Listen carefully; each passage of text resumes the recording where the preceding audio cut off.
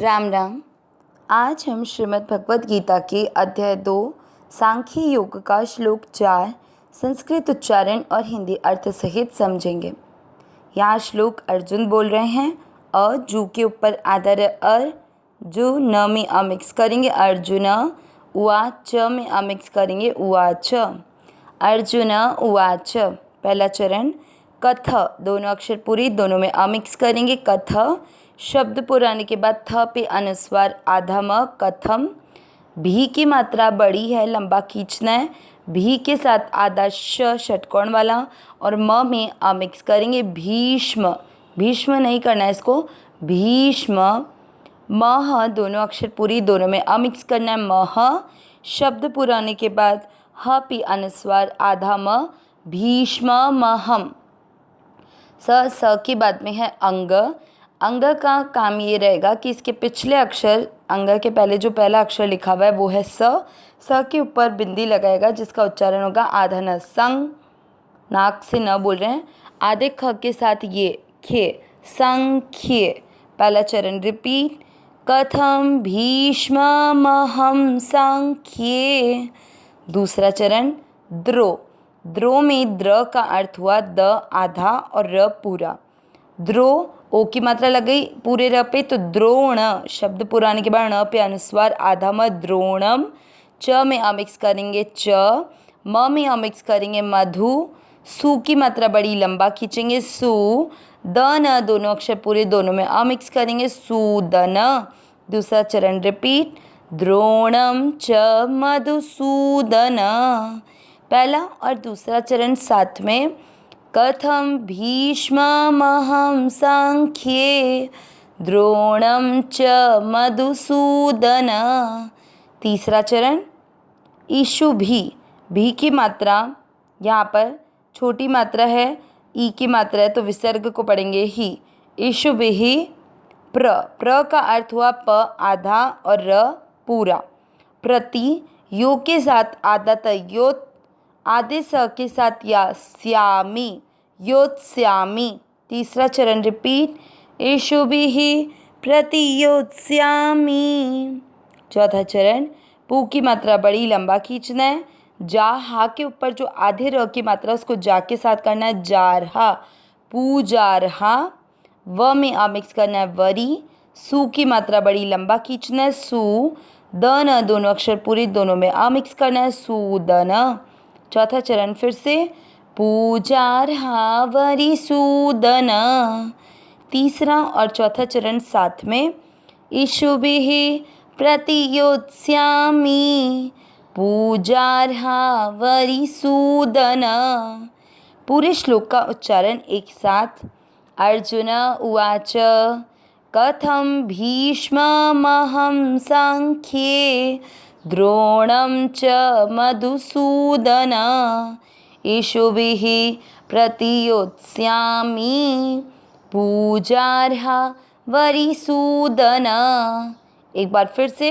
अर्जुन उवाच कथम भीष्ममहं संख्ये, द्रोणं च मधुसूदन। ईशुभिः प्रतियोत्स्यामि, पूजार्हा वरिसूदन। श्लोक का अर्थ देखते हैं।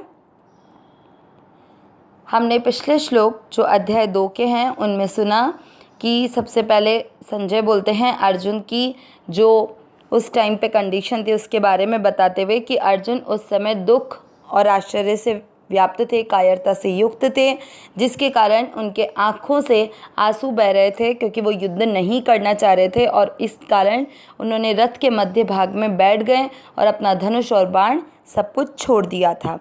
भगवान ने जब अर्जुन की स्थिति को देखा तो अर्जुन से ये बोला कि तुम में ऐसी कायरता नहीं आ सकती, तुम ऐसी विपरीत परिस्थिति पे नपुंसकता के तरह कैसे आचरण कर रहे हो, क्योंकि तुम्हारे सामने अगर युद्ध हो तो तुम्हारा कर्तव्य है कि तुम्हें युद्ध करना चाहिए, फिर तुम अपने कर्तव्य से विमुख होकर ये कायरता की तरह इस युद्ध से विमुख क्यों हो रहे हो।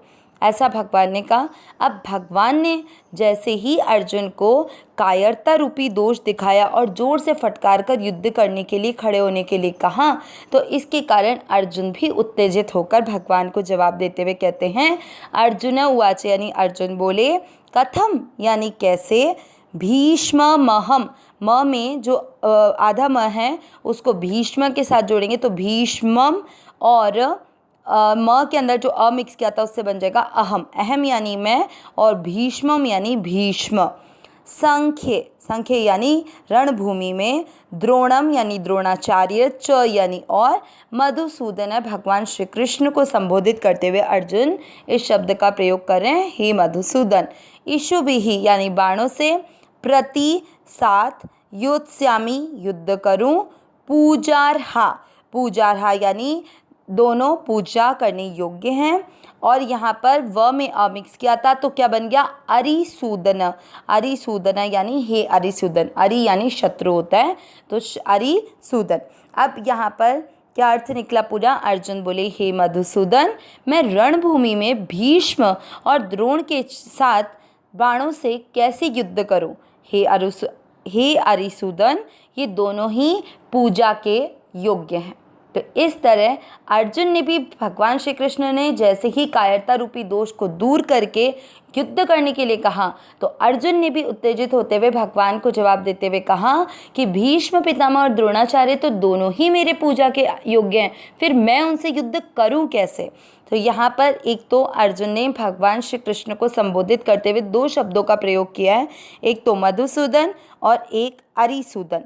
मतलब कि भगवान को अर्जुन बताना चाह रहे हैं कि आप भी जो दैत्य हैं, शत्रु हैं, जो अधर्म का आचरण करने वाले हैं, उनके साथ में युद्ध करते हैं, उनको मारते हैं और धर्म की स्थापना करते हैं, परंतु आज जो मेरे सामने युद्ध भूमि में खड़े हैं वे भीष्म पितामह और द्रोणाचार्य दोनों ही मेरे पूजन करने योग्य हैं, मेरे द्वारा पूजन करने योग्य हैं, क्योंकि भीष्म पितामह उनके पितामह दादा हैं और द्रोणाचार्य उनके विद्या संबंधी गुरु हैं, तो दोनों ही मेरे द्वारा पूजनीय हैं। तो उनके साथ में युद्ध करके, उनके साथ बाण चलाकर मैं कैसे युद्ध करूं।